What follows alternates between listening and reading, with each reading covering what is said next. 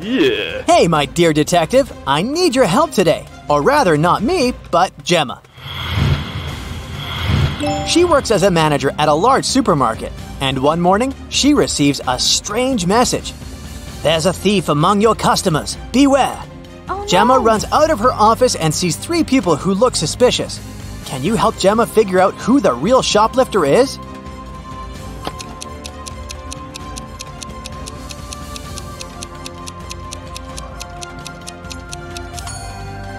It's the guy in the middle. If his arm was really broken, he wouldn't be able to carry that blanket.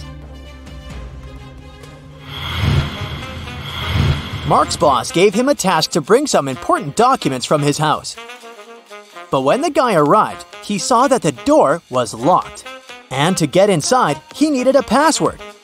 Mark saw a sequence of numbers. 1347118. He needed to figure out the next 4 digits. They would make up the password. Can you help the guy?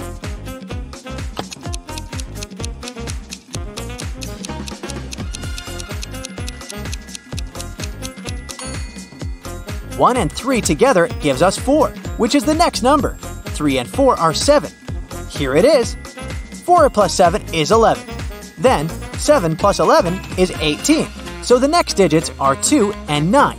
29. Since that's what you get when you add 18 to 11. And 18 plus 29 is 47. So the password is 2947. Detective Lars was chasing a criminal who had robbed a jewelry store. But the criminal managed to hide in a women's clothing store and put on a female outfit. Can you help the officer find the thief among these ladies?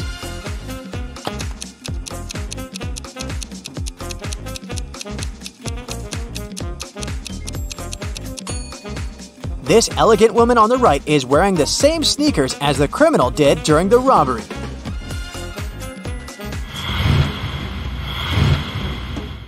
Lauren was an archaeologist exploring ancient pyramids.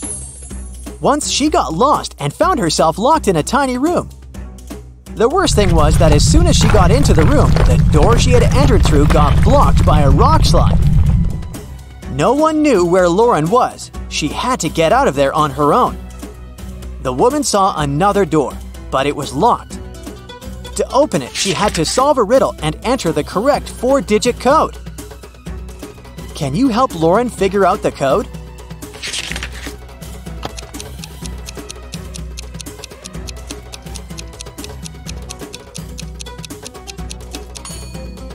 Each digit of the code is the number of letters in the alphabet that stand between the letters in the riddle. So, we've got 5, 1, 3, and 9. That's the code Lauren needs to enter. Now let's check how attentive to detail you are. How does this colorful cube look from above?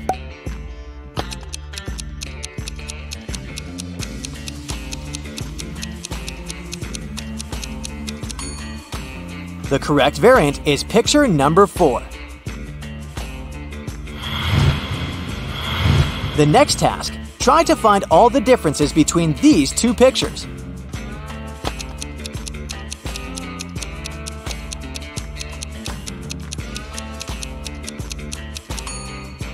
If you found 3 differences, congrats! Even Sherlock Holmes would be jealous of your attention skills.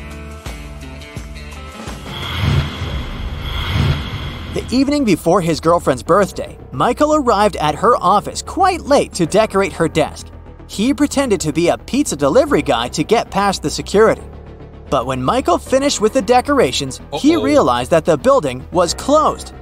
But the worst thing was that all the guards had already left. If the guy just opened the door, the alarm would go off and the police would arrive right away. Michael found a locker with a few tangled wires inside. One of them turned off the alarm, another was responsible for fire detectors, and the last one turned the cameras off. Which wire should the guy cut?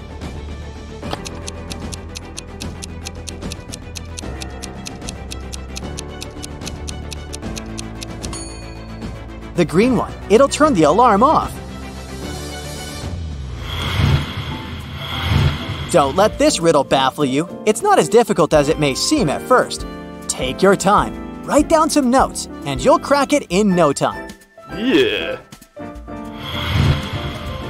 A small town is visited by an ice cream truck every day. On Friday, the truck comes as usual. 5 children, one from each of the first 5 houses on the street, buy different kinds of ice cream. Each of the treats has a different flavor and a completely different topping. Listen attentively to the details and try to figure out which child lives in which house and brought which ice cream flavor with which topping. Jim lives between the child who got raspberry topping and the child who bought mango ice cream. Joyce, whose house has an even number, chose cherry topping. Nancy does not live next to Joyce. Black currant ice cream had no topping. The child who lives in house number 2 bought butterscotch ice cream. The child from house number 3 did not get chocolate ice cream. Mike had banana ice cream, but he doesn't like banana cherry topping. The child who had cashew topping lives in house number 5. Dustin does not live in house number 4. Keep in mind that the odd-number houses and the even-numbered houses are located on opposite sides of the street.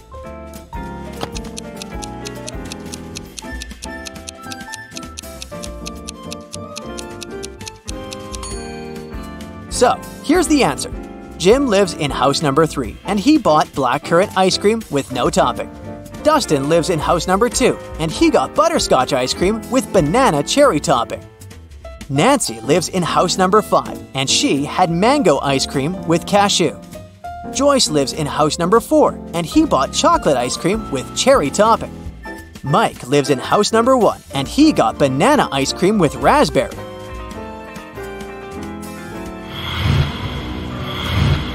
A long time ago, a king ruled the great kingdom of Trojan House. As part of the renovation of the kingdom to meet new security needs, he asked his chief architect to create a new construction plan.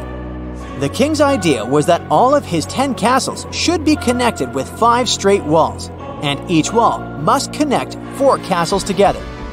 He also told the architect that at least one of the castles should be protected with walls from all sides. The architect could not come up with any solution, but he suggested the best plan he could think of.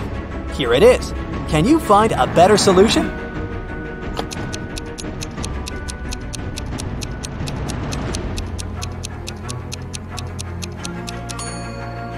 That's the solution the king will like much more. As you see, in this case, not 1 but 2 castles are protected from all sides. 12-year-old Adam knew his older brother Philip, who was 20 years old, got some money for his birthday. But however hard Adam tried, he couldn't find it. One day when Philip was away, the boy sneaked into his brother's room. There was no money, but Adam found a map. His brother had hidden his cash in the garden. Adam followed the instructions to a T. 10 steps to the left, 15 to the right, then 8 straight ahead. It must be here. The boy started to dig. He wasted 2 hours and still found nothing. Did Philip trick his brother?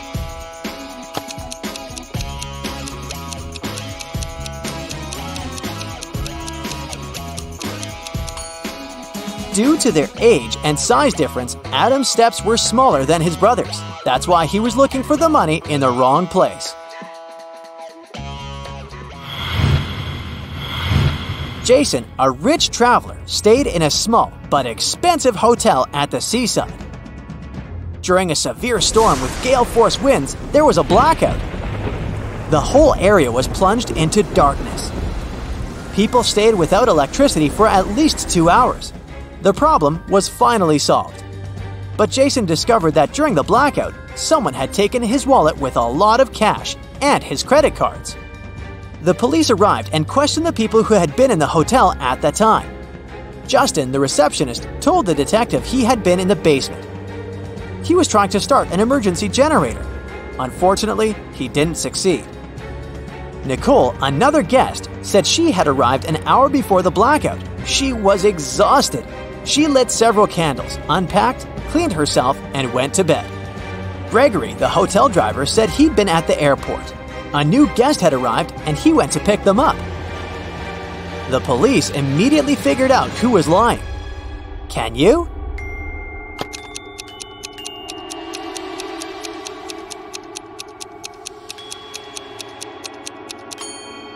The blackout was caused by a bad storm, and planes don't fly in such windy conditions. Then how could someone arrive by airplane? Gregory lied.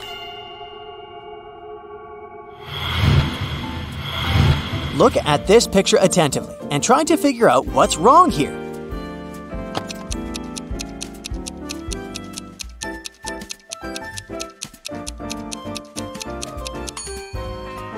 That elderly lady is watering her plant with milk.